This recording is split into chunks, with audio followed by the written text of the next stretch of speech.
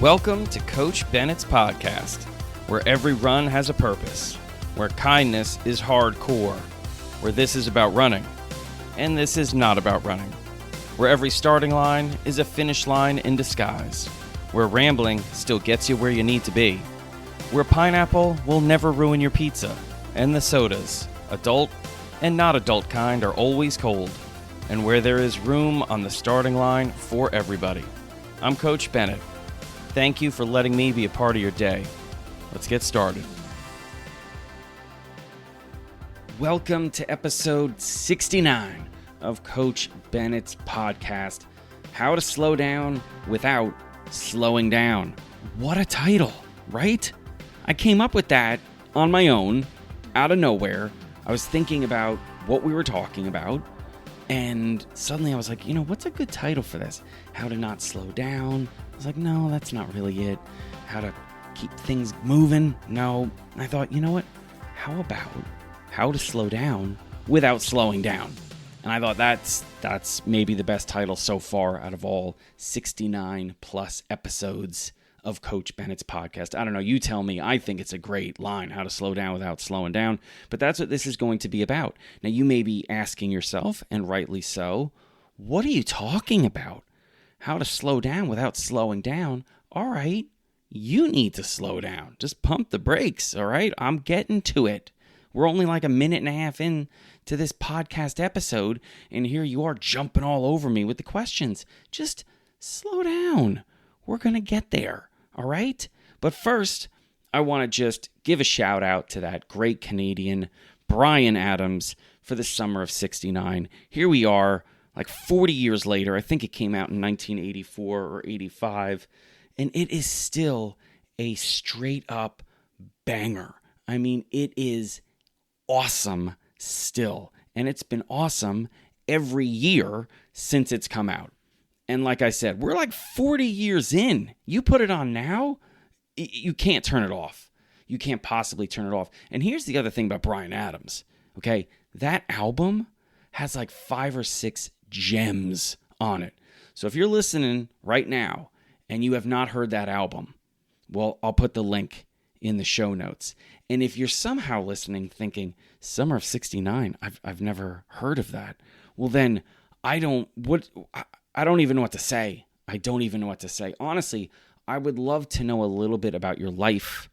If you've never heard Summer of 69, just out and about, it doesn't mean you have to be like a rock fan, but there are certain songs that kind of go above and beyond their genre where everybody should at least have heard it. And I bet if you play it, you go, oh, okay, I've heard it, fine. And I love it. Didn't know I loved it, but I do love it. And thank you for reintroducing me to Summer of 69. Now, if you're one of those few people walking the planet, not having heard Summer of 69, I mean, this podcast is the gift that keeps on giving. Because I just gave you a song that anytime you hear it, you're going to love it and you're not going to turn it off. If anything, you're going to turn it up. It is one of those songs that you can't play low. There are certain songs you can have in the background. This one should never be in the background. It is the musical equivalent of Baby and Dirty Dancing. You do not put Summer of 69 in the corner. You know what I mean? And I know you know what I mean. And if you don't know what I mean, then you obviously need to listen to Summer of 69 and watch Dirty Dancing. So what probably started as just a little bit of time dedicated to listening to this episode of the podcast has now turned into hours of your time, but it will be hours well spent. Now, let's get to this episode, how to slow down without slowing down. Now, I'm going to tell you the inspiration for this right off the bat, and that is running. It's training. It's trying to get better. It's progressing. It's being in the midst of a goal that you're going after or a challenge you're taking on. And yes, this is about running and this is not about running, so you can take this outside of the premise that I'm giving, which is based on running. But for a lot of people, running, it could be their training plan. It could be the actual run that they're on. just sometimes gets completely out of control. The run itself can feel like it's getting out of control. The training you're doing, you can feel like it's moving very quickly and you can't really process what you're trying to do, what you've accomplished, whether you're heading in the right direction. You could be in the middle of a speed workout and the paces aren't making sense and you just constantly feel out of control. You feel like everything is moving on fast forward, and that is not a good feeling. It really isn't. And the reason why it feels like everything is on fast forward is because it's chaotic. Training can get chaotic. Life can get chaotic. A run can get chaotic. A situation can get chaotic. And I'll tell you what, chaos always feels like it's moving at fast forward. It seems like somebody's holding down that FF button, you know what I mean? And it's just moving at a speed where you no longer have control, or maybe complete control of the situation, the run, the training, the moment. And that's what this is going to be about. How can you take back control? How can you slow down without slowing down? Because what I'm going to show you is you don't need to stop. You don't need to back off the pace that you're doing, the speed that you're doing things, because it's not the pace and the speed that is actually moving fast. In so many ways, it's your mind. It's the mindset. It's how you're perceiving what's going on around you. So the purpose of this is to teach you how to slow down without slowing down. And the first thing I'm going to tell you is you need to simply know what you're doing. Now, that seems like such a silly thing to say, know what you're doing, right?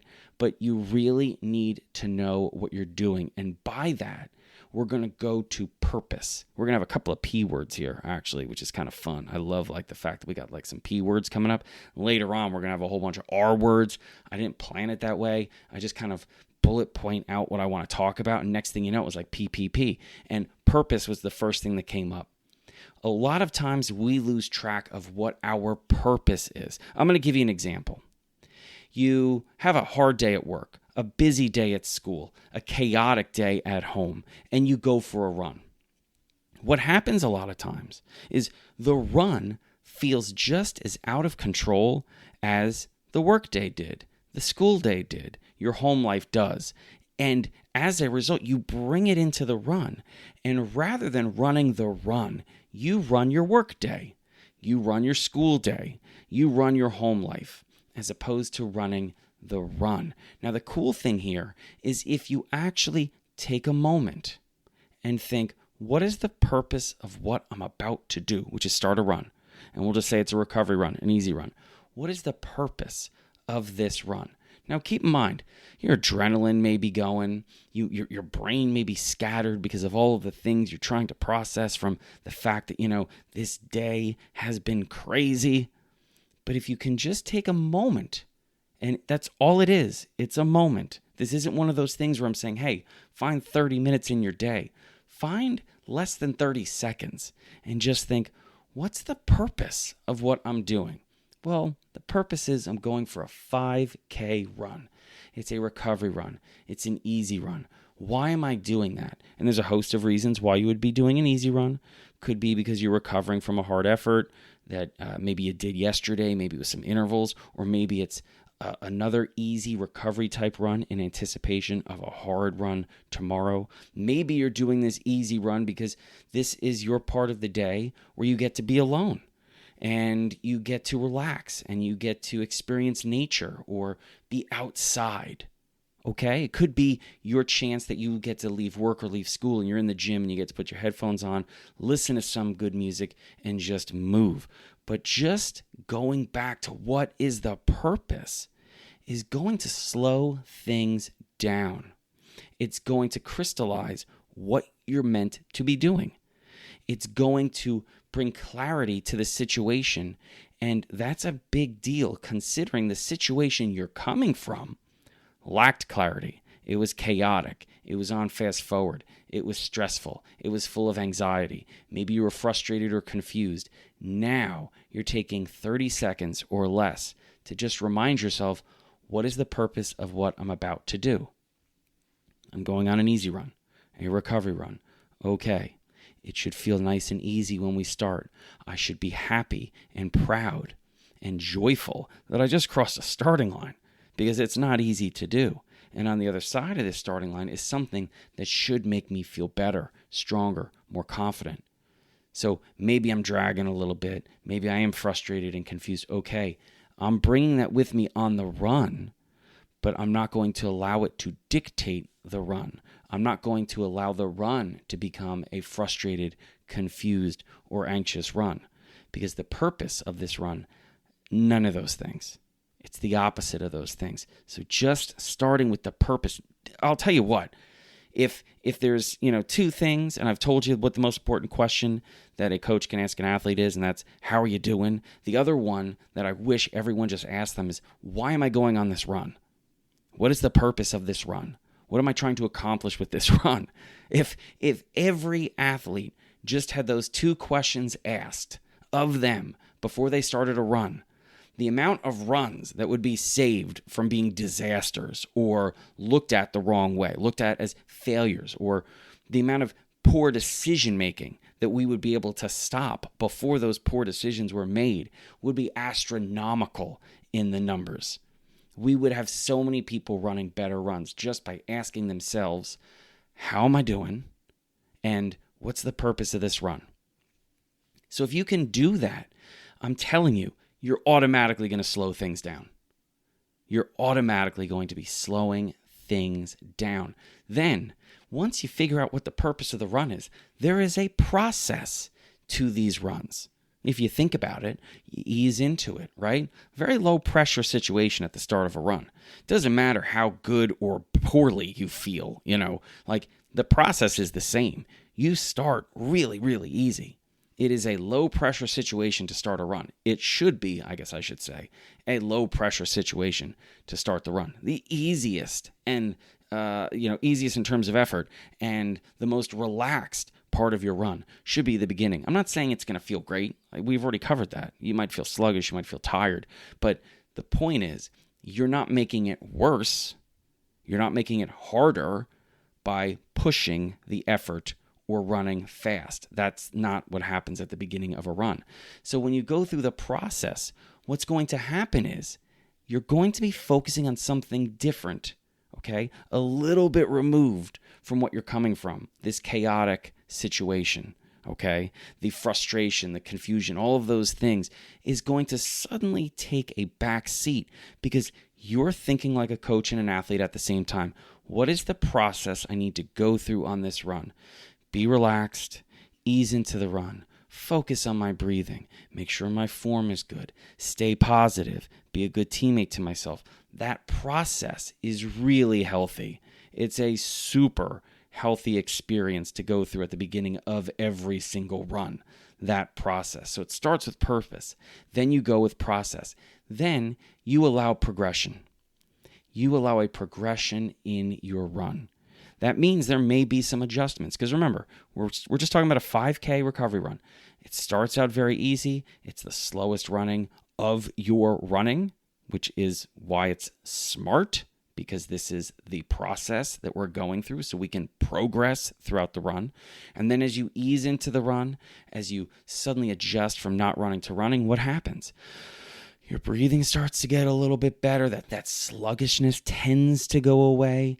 And you should, more often than not, quite a bit more often than not, feel better than you did at the start. Because your body's now used to moving and powering this running that you're doing. And you naturally tend to pick up the pace. Not pick up the effort. Remember, that's not what I said. You naturally pick up the pace as the effort stays easy. Now, as you're doing this and you're allowing for this to progress, right? This process, progressions, by the way, the last P in this, you're not rushing anything because you understand this takes time. It takes time to ease into the run. It takes time to adjust from not running to running. It takes time to go through this process so you can progress throughout the run. What that does is it also reaffirms another tool that you work on each and every time you go for a run, which is patience, right? There's your fourth P, patience, because you are allowing this to take the time it needs to work. You can't rush a good run. You can rush a bad run, though. That's for sure. So what's happening is you're forcing yourself mentally, mindfully, emotionally, spiritually in some ways, to slow down. And it's slow down to the actual present time, to just be on play and not fast forward. So what's happening is you're not slowing down your run. In no way am I telling you to slow down your run. What I'm telling you is to take the time to think about the purpose, allow for the process, go through the progress, and then be patient throughout all of this. And if you can do that, then what happened was you slowed down without slowing down. Okay? Now, throughout all of this, there's a few things that should be going on, which also can't be rushed. You're learning about yourself. Every time you enter into a run and you've had a rough day, a tough day, it is an opportunity for you to learn how to best navigate this situation so you can have the best possible run you can under less than great circumstances. I like to look at it as how to be your best when you're not at your best. Because if you can be at your best when you're not at your best, you are now at your best. You can rewind it. It makes sense, okay? The point is you're learning more about yourself, as you should on each and every run. And when it comes to learning, when it comes to educating, remember there's two things here, learning and educating, okay? So there's teacher and student, okay? You can't rush either of those situations. When you're the student, you can't rush learning something. When you're the teacher, you can't rush educating people on something. You have to give it the time it needs, because the goal as a teacher is not to get the information out to the student. The goal of a teacher is to get the information into the student, and you can't rush that. It takes time. It doesn't make sense to say, here's all the information, we're moving on. No, here's the information. Do you understand? Do you comprehend? Do you now have the ability to process this information and use it? That's the most important thing. So as you're learning about yourself as a runner, as you're educating yourself as a runner, because remember, anytime you run, you are both teacher and student, just like you are both athlete and coach. You are slowing things down to the correct pace, the smart pace, the proper speed, the correct measure of fast if you want to. I mean, you can look at it any way you want. You can say, you know what, we're slowing things down, or we're running the correct fast pace as opposed to the incorrect fast pace, right? The other thing that you're going to allow for when this happens is the element of surprise, oddly enough. When you slow things down enough, you know what can happen? You can surprise yourself. That's what can happen. You can realize, you know what? I'm dealing with some of the anxieties and stressors that I had heading into this run in a much better way than I thought. You will surprise yourself that in this run, you are already feeling better. You are already feeling like you can deal with what was there with you at the starting line in a better way once you cross the finish line because of what you've done on this run between those two lines. It will also put things in context for you, okay? It will put things in context for you. And more importantly, maybe, you will remember to put the run and your life and what is stressing you into context. So this is what I mean by that. Too often, we say, this is good, this is bad, and there's no context given. I mean, we're in marathon time for so many people. It seems like everyone's doing a marathon. By the way, no, most people are not doing a marathon, okay? So if you're somebody who's doing a marathon, cheers to you. That's extraordinary. If you're someone who's not doing a marathon, guess what? Most of us aren't doing a marathon, so you're not alone, Okay? Don't feel like, oh my goodness, to be a real runner, you have to run a marathon. That's not true. Real runners run the mile. Real runners run 400 meters. Real runners run for 5 minutes. And real runners, yes, train and do a marathon, okay? On trails, on beaches, on boardwalks. If you run, you're a runner. There's my public service announcement. But the point is that context is super important. When you say, I ran a terrible marathon. You did? Really?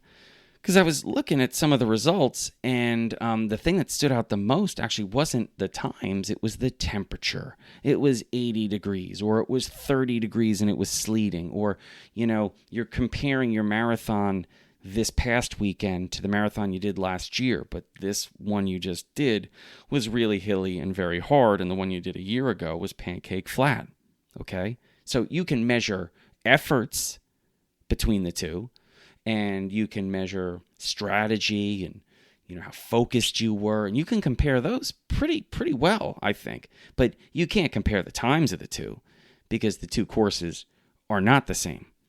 Now, if you want to talk about making adjustments where the one a year ago, which was pancake flat, was about 7 minutes faster than this year, and this year you ran 5 minutes slower, so when you do the math, it's actually about 2 minutes faster.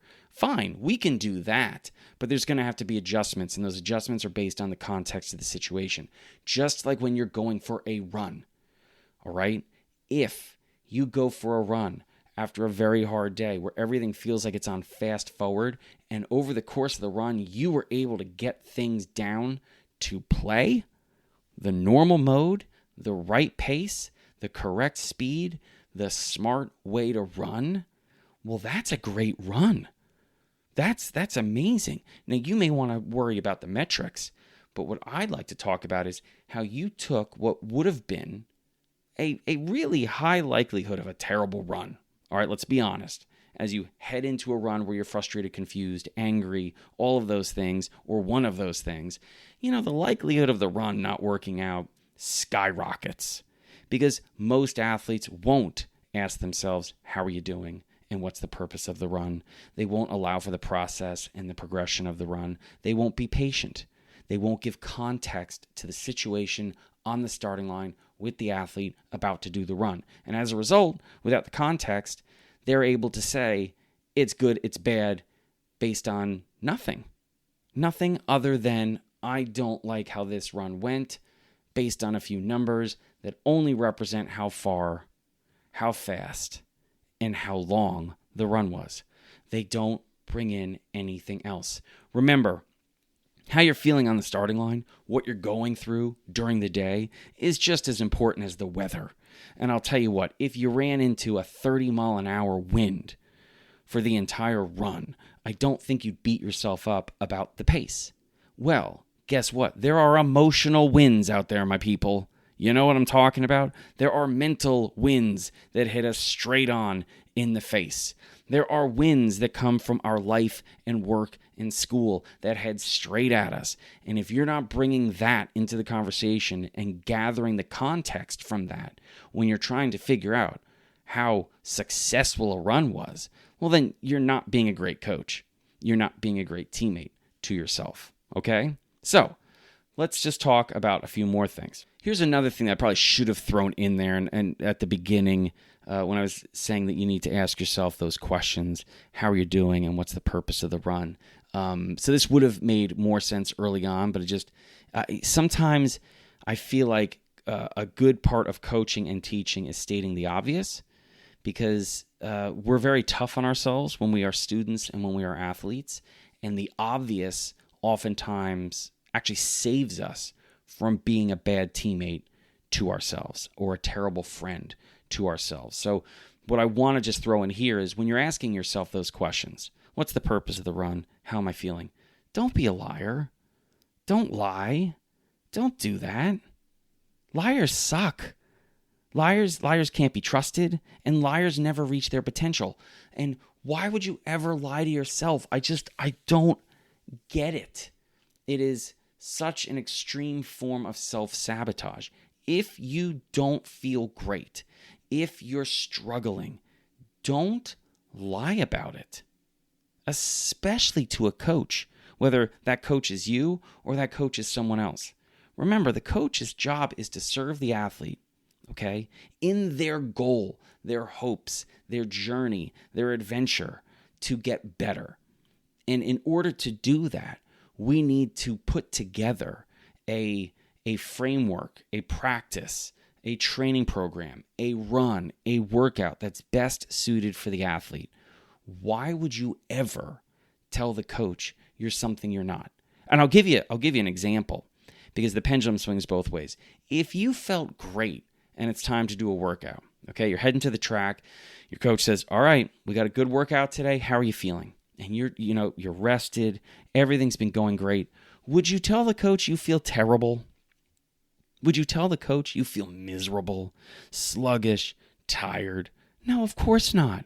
And yet, when you're struggling with something, when you're sad, when you're depressed, when you're hurting on the inside, when you're, like I said, angry or frustrated, when you've had a really long day, emotionally draining at work, school, or at home, people lie to us. They lie to us coaches. Why would you do that? You won't lie to us when you feel great, but you will lie to us when you feel terrible. Well, if you add those things together, it comes up with a sub-mediocre training program that we're giving you. And you take this training program idea and just, instead of we're training, to run well, you're training to live well. Don't lie about it, all right? So that's just what I wanted to say about that. If you really want a best opportunity to reach your potential, don't lie to yourself. Don't lie to your coaches. Don't lie to the people around you that are aiding you in your quest to be better, to be a better version of yourself. It just makes no sense, all right?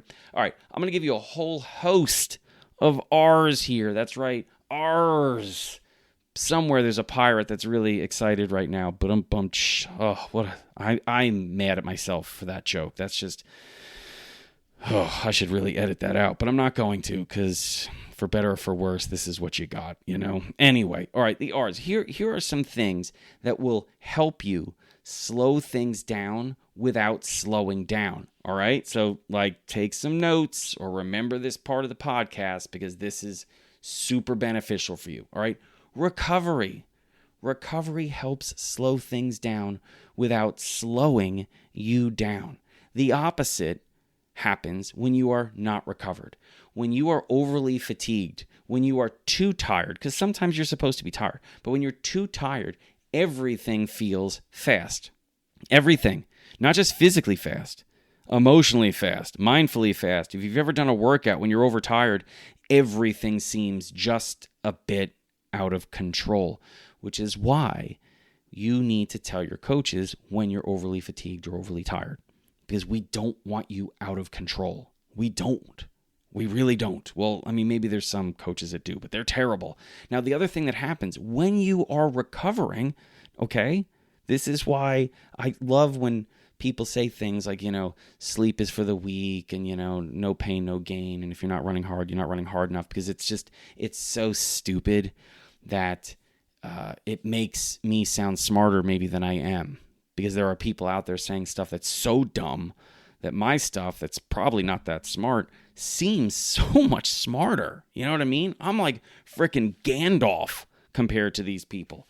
But when you recover, there's a whole other group of words that you can, equate with recovery. And here's some of my favorites. Revive. You revive yourself when you're properly recovering. How cool is that? Maybe if you have a hard time recovering as much as you're supposed to, put that word in there. You're reviving yourself.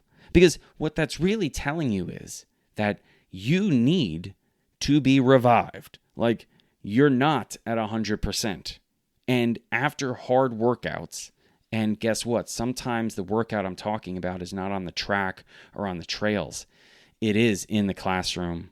It is in the home. It is in work. It's out there on the streets. Sometimes the workout is just life, and it really beats you up more than we know as coaches, or even you're willing to accept as an athlete. So you do need to revive yourself. You need to come back to 100% because you're not at 100%. All right? So, revive might be a word that you're more comfortable with. Reborn is another one. I mean, the amount of times I've had athletes come back from really good recovery to say, I feel totally reborn. I feel like a new person. I feel like a new person. And if you hear someone say that and you just immediately skip ahead, you're losing out on such incredible insight. Because what you really need to do is then ask, well, how were you feeling? Let's now talk about it. Because when you're in the middle of it, it's hard to remember what it was like to feel good, right? It was hard to remember when you're so fatigued and tired what it's like to have energy and be alert when everything actually does seem to be moving slowly. You know, you've heard people in sports talk about when they get into a groove, everything slows down. But guess what? Nothing has slowed down. Nothing's slowed down at all. And when you hear people have really rough games where suddenly there's lots of turnovers or mistakes being made, they'll say, I felt out of control. Everything just seemed to be moving so fast and I couldn't catch up. So when people say, I feel like a new me, ask them or ask yourself, okay, well, what did that feel like? And usually people say, like, I was dragging, I had no energy, I felt out of control, it was chaotic, things are moving very quickly. It's really good to remind yourself, because by reminding yourself of what it felt like when it didn't feel so good, you're also shining a light on what it feels like when you do feel good. It's the opposite. I can think a little bit more clearly. I feel like I've got more time to make decisions. I'm more in control of my situations. I've got more energy, more power, more strength, more confidence. That's what you're looking for. It also is a great opportunity to recommit, okay? That's another thing that I think helps when you're recovering, but also can help slow things down. You go back and you recommit or commit. And what I'm talking about is there's a reason why you're moving. There's a reason why you're running, okay? And there could be multiple reasons. I hope there's multiple reasons. You know, it could be because there's a 5K race you want to do. It could be because you want to get healthier, stronger, fitter, more confident. Fantastic. You're doing it because you know you spend so much time at your desk, and this is your opportunity to keep moving when your life is basically set up or structured in a way to limit your movement. Okay, take some time to recommit or commit to your goals. That's a wonderful way to ground you. And when you're grounded with that commitment or recommitment, I'll tell you what you're going to notice.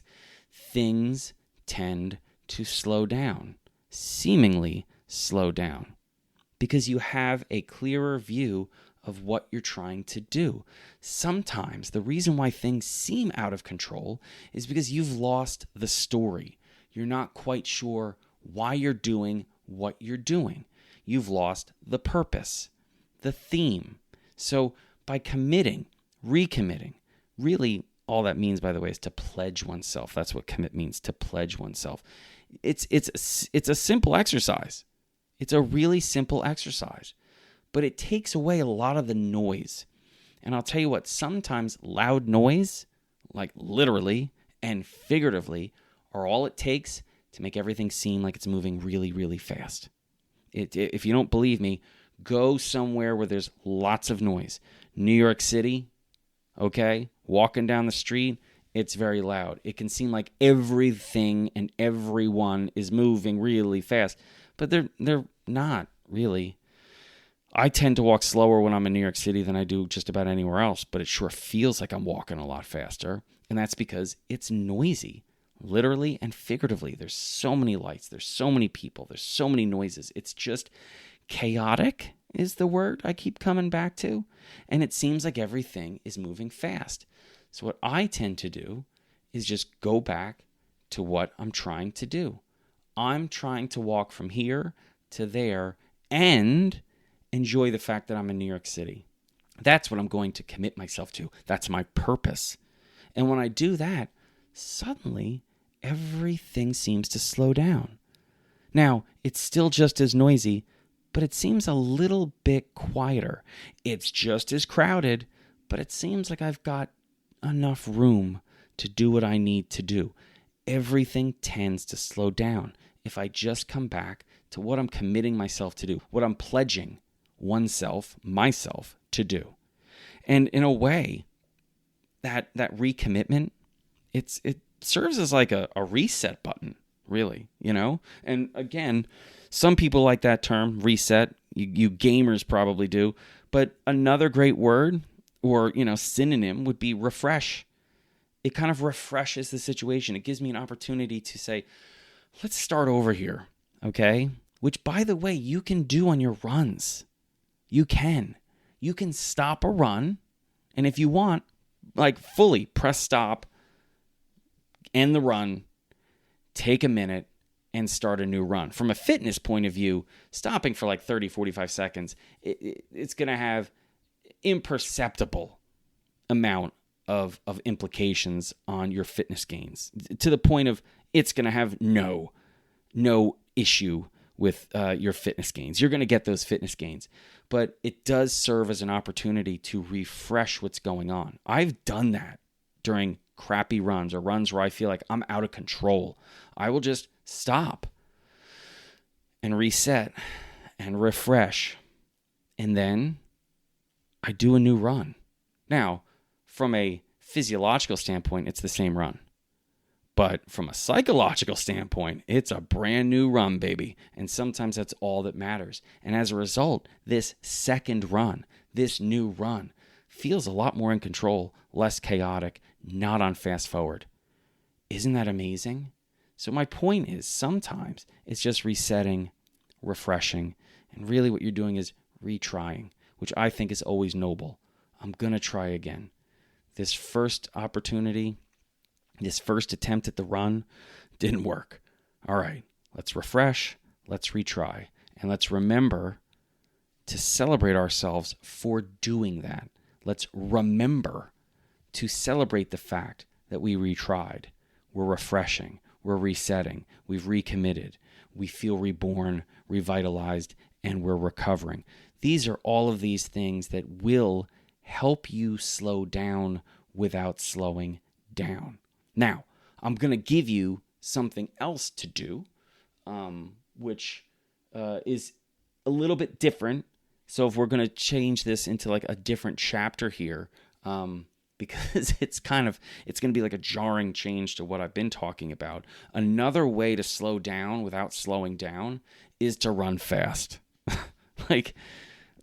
So let's assume, we're just talking about how to slow down without slowing down. And I'm not talking about a crazy day. I'm not talking about a rough day at work or school, anything like that. I'm just talking like running here, just straight up running. All right. So this is kind of like, again, maybe it's book 2 as opposed to chapter 2, because chapter 2 seems to go with chapter 1. This is like book 2. It's a separate book, but run fast.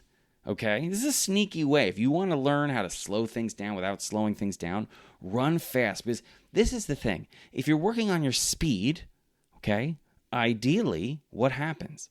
You get faster. And you know what happens when you get faster? If you actually think about it, all right? Remember, I'm like big on words and meaning and all this stuff, and not enough people do this. But when you get faster, you know what happens? Your previous slow gets slower. Now, why is that? Well, because it increases your range of speeds. Remember, if, let's say the left side is how slow can you go, and the right side is how fast can you go. Well, if you get faster, the right side reaches out, right? Which means the gap between slow and fast is larger, which means, relatively speaking, your slow got slower in relation to your fast, because your fast just got faster. Isn't that crazy? That just by getting faster or making your fast faster, you're making your slow slower. You've got a bigger range, which means as you get faster, that original slow you had, which is now you're really slow, feels really, really slow. Isn't that crazy? Wrap your head around it. I know. Listen, Just do it. Listen to this segment again if you want to, book 2. But I wanted to kind of sneak this in because I know I've been heavy on like the mentality point, but the physical point is also really interesting. That if you can get your fast faster, it will make your slow slower. And that's how you can slow down without actually slowing down. Wild. Now, there's all sorts of words for this as you get, work on your speed, you become a more efficient runner and blah, blah, blah, blah, blah, blah, blah, all that stuff. It's kind of like, pulling the athlete forward, as you get faster, which I get. It's awesome, but I like the way I did it first. All right, the last thing that I'm going to bring up, which I'm going to tell you to write things down. And I'm going to tell you what you think I'm going to tell you. Write things down. Write things down. Write about your running. Write about your day. Write about yourself. Write it down after you've laid it down. And let it all be about more. When you document your story, when you write your story, it is an opportunity to do some of those things you need to do. Think about the purpose, the process, the progression. You're going to be learning and educating. You're going to be writing about those surprises. You're going to be making sure you're writing about the context of the situation. Here's this run. Seemingly, it looks like it's slower than usual, but guess what? Here's the context of the situation. Here's how I recovered. Here's my revitalization plan. You know what I mean? I felt reborn. I recommitted to my goal, or I committed to a new goal. I pledged myself to do this the right way. I made sure that I reset, refreshed. I retried. I remembered to celebrate myself. I took an opportunity to run fast. And isn't it crazy that after a few speed workouts, that my what I would consider slow runs, which we can just call smart, easy runs, but my slow runs are faster than they were before. My slow is now faster. Isn't that wild? And you're slowing down on your easy runs relative to the pace you're running on tempo runs and speed runs without slowing down. In fact, those slow runs are now faster. Okay, I'm getting repetitive now, but so much of coaching and teaching is repetitive. But write it down. And the other thing that happens when you write things down, you slow things down. Listen, next time you write about your run, the idea of your run, what happened on your run, is going to move at normal pace in your head. It won't feel out of control as you start writing it down because you have to process it as you go from your head to your hand, pen to paper. You have to move at the right pace to get it down, to document it the right day. It's how you slow down something that seemed to be on fast forward, but always maintained the actual pace of living or running that you were doing. It just seemed so much faster. This is how you can bring it back to that normal pace. And in doing so, what you realize, after doing all of this, including the writing, is that you learned how to slow down without slowing down. And believe me, if you can learn how to do that, if you can bring this into your running, if you can bring this into your life when things seemingly feel out of control and on fast forward, you are going to get better faster. How cool is that? If you can learn how to slow down without slowing down, you're going to get better faster. Woo! That should actually be the name of the episode, but that's a really, really long episode name, How to Slow Down Without Slowing Down and Get Better Faster. That's a lot, but it's a great title. Anyway, that's the show, everybody. That's it, and we're wrapping things up, and that gives me the opportunity to tell you thank you for listening. It gives me the opportunity to say thank you for trying to bring this into your life and into your running. Thank you for sharing the show. Honestly, thank you so much for sharing the show. If you're not following or subscribing, can I just tell you, please subscribe and follow, whether it's on Apple or Spotify or any of the other podcast providers. Please do that. It really helps me. I'm already looking forward to episode 70 next week. So thank you so much. And please take care of yourself, take care of each other. And until next time, I'll meet you on the next starting line. Thank you so much for listening to Coach Bennett's podcast today. And if you're not already following or subscribed to the podcast on whatever platform you're listening, Well, I really wish you would because it helps a lot. Also, check out the show notes because you'll find a link to Coach Bennett's newsletter, as well as all the social media sites that I'm on. Places like Threads and Facebook and Instagram and Mastodon and YouTube, and even the artist formerly known as Twitter. Whatever that dumpster fire is called today, you'll find a link to it because I'm on there. Thank you so much again for listening, and until next time, take care of yourself.